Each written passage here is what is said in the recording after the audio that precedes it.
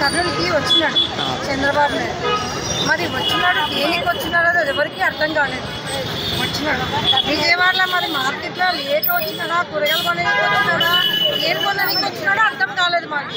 కానీ వచ్చినాడు కర్నూలు మహిళలని కొంచెం బాధపడి మనుషులని మమ్మల్ని హింసించినట్టు మాట్లాడాడు మా మహిళలని. కానీ అది చాలా తప్పైనమాట. నీకు చేతనైతే ఇస్తాని చెప్పు చంద్రబాబు నాయుడు. అట్లాంటప్పుడు నీ సీఎం ఎందుకైనా అయ్యా? కూటమి ప్రభుత్వం అని ముగ్గురు కలిసి అయినారే మీరు. ముగ్గురు ఉండి కూడా ఏం చేయలేకపోతున్నారు మీరు. దేశాన్ని ఏం వెళ్తున్నారు మీరు? మీకు డబ్బు ఎక్కడ వేసుకోవాలా, ఏం వేసుకోవాలి, మందు దాంట్లో వేసుకోవాలా, ఈ ఉష్క దాంట్లో వేసుకోవాలా, ఇదే మీకు నిద్ర కూడా పట్టదు డబ్బుల విషయంలో మాత్రం. మా జగనన్న ప్రభుత్వంలో ఉన్నప్పుడు ప్రజలకు చెయ్యాలా, ఏం చెయ్యాలి, బీదవాళ్ళు ఎంతమంది ఉన్నారు, ప్రజలు ఎంతమంది ఉన్నారు, అమ్మఒడికి ఎవరికి చేయాలి, నెల రాగానే ఆయనకు ఒక టెన్షన్ అవుతుంది.